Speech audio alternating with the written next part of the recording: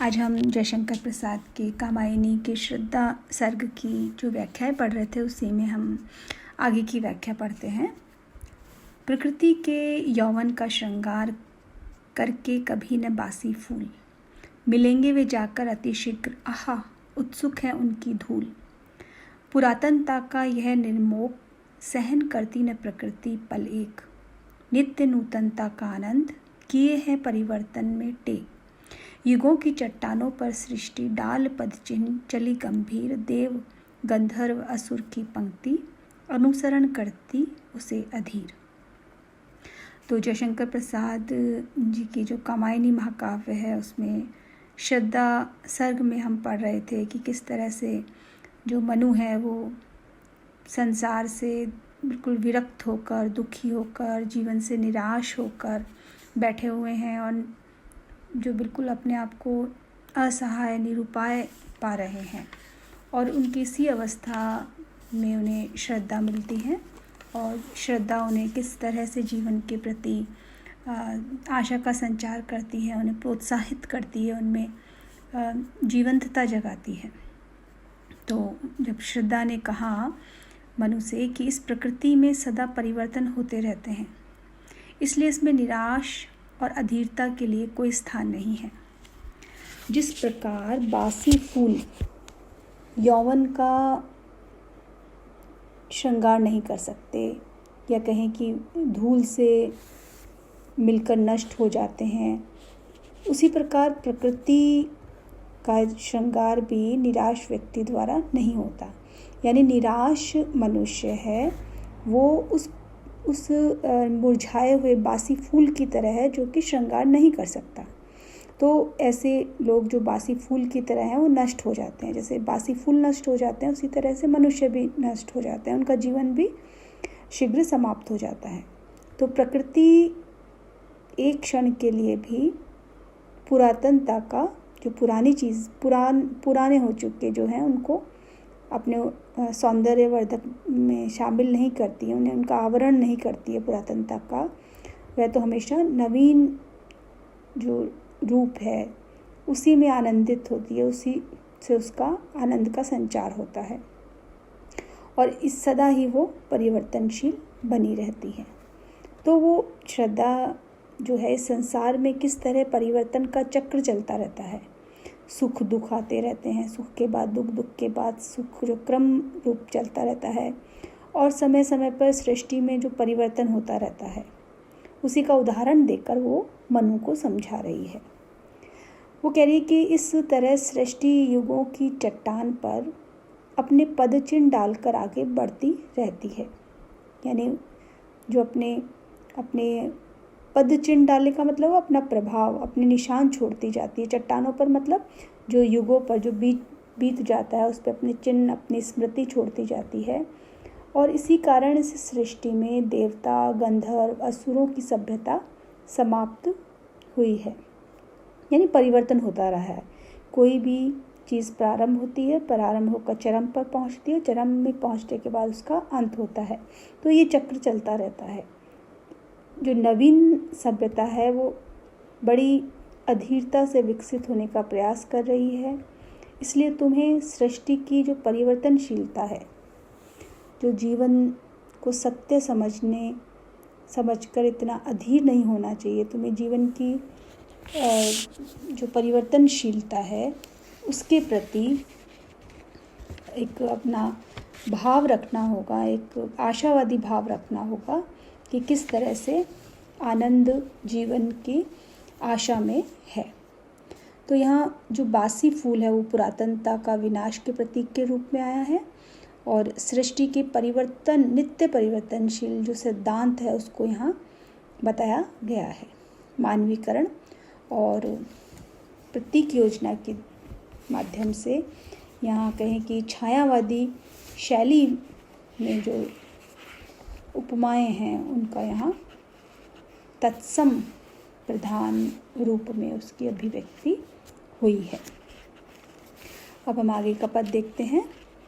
एक तुम यह विस्तृत भूखंड, प्रकृति वैभव से भरा अमंत, कर्म का योग भोग का कर्म, यही जड़ का चेतन आनंद। अकेले तुम कैसे असहाय यजन कर सकते तुच्छ विचार। तपस्वी आकर्षण से हीन कर सके नहीं आत्मविस्तार। दब रहे हो अपने ही बोझ खोजते भी न कहीं अवलंब। तुम्हारा सहचर बनकर क्या न उऋणी होऊं मैं बिना विलंब। तो यहाँ जब श्रद्धा मनु को समझा रही है, उनमें आशा का संचार कर रही है, जब मनु अपने जीवन से निराश हो चुके हैं, तो श्रद्धा किस तरह इस प्रकृति की परिवर्तनशीलता का जो चक्र है उसके माध्यम से मनु के हृदय में किस तरह से आशा का और उत्साह का संचार करती है। तो वह मनु से कह रही है कि इस स्थान पर तुम एकाकी हो। यहाँ का विशाल भूभाग प्राकृतिक सौंदर्य से अत्यधिक भरा हुआ है। सिर्फ तुम अकेले हो जो अकेले अपने आप को एकाकी मान रहे हो, विरक्त मान रहे हो। सारी प्रकृति में सौंदर्य बिखरा हुआ है। कर्म का भोग करना चाहिए और भोग के लिए कर्म करना चाहिए, क्योंकि कर्म से विमुख होने पर प्राकृतिक सौंदर्य व्यर्थ हो जाता है। इसलिए कर्म एवं भोग का पक्ष अपनाने से जड़ प्रकृति भी सचेतक आनंद का संचार करती है। यानी तुम उन्मुक्त होकर जो प्राकृतिक सुख हैं, जो जीवन को सरस बनाते हैं, जो अचेतन प्रकृति है, उसे तुम चेतन मानवीय भोक्ता के साथ उस सौंदर्य को अपने अंदर आत्मसात करो। तो यहाँ जीवन का जो दर्शन है, प्रसाद ने जो जीवन दर्शन यहाँ का वाहिनी में किया है, उसी को इन पंक्तियों में अभिव्यक्त करते हुए कह रहे हैं कि कर्म का भोग और भोग का कर्म, यही जड़ का चेतन आनंद है। इन दो पंक्तियों में पूरी कामायनी का सार दिखाई दे रहा है हमें कि कर्म का भोग, तुम कर्म करो और भोगो। तुम्हें मात्र बैठे बैठे नहीं भोगना है, जीवन का आनंद नहीं लेना है। कर्म करके सक्रिय होकर जीवंत होकर भोग करना है।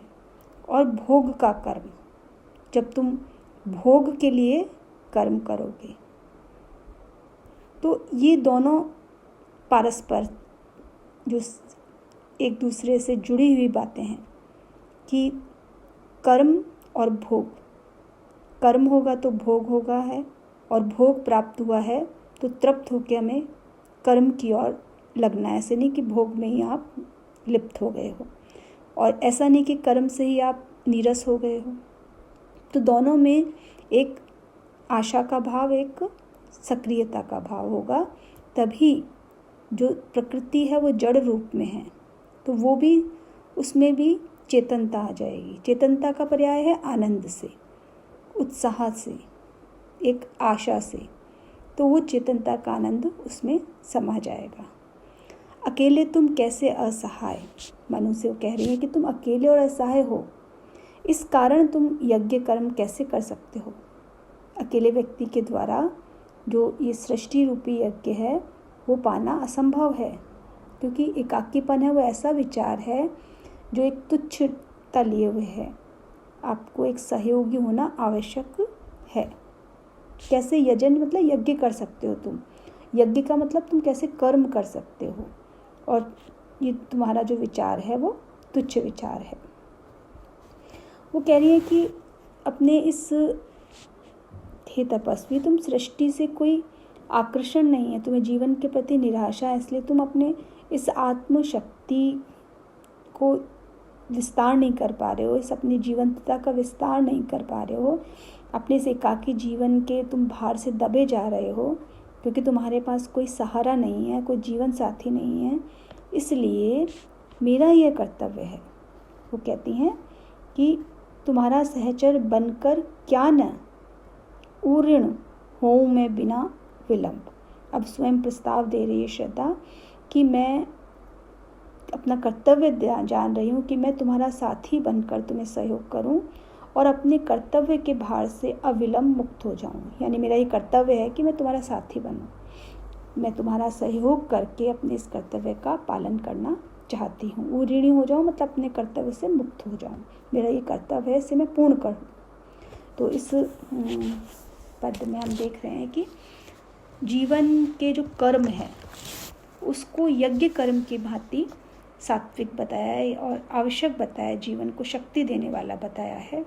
और किसी जो एकाकीपन, किसी विरक्त हुए मनुष्य का सहयोग करना है वो अपना कर्तव्य बताया गया है, मानवीय कर्तव्य बताया गया है। दूसरी ओर श्रद्धा के यहाँ उसके व्यक्तित्व को उजागर करने वाले गुण यहाँ प्रस्तुत हो रहे हैं कि उदारता और कर्तव्य निष्ठा का भाव किस तरह से उसमें है। अनुप्रास यमक अलंकार का प्रयोग हुआ है इस पद में।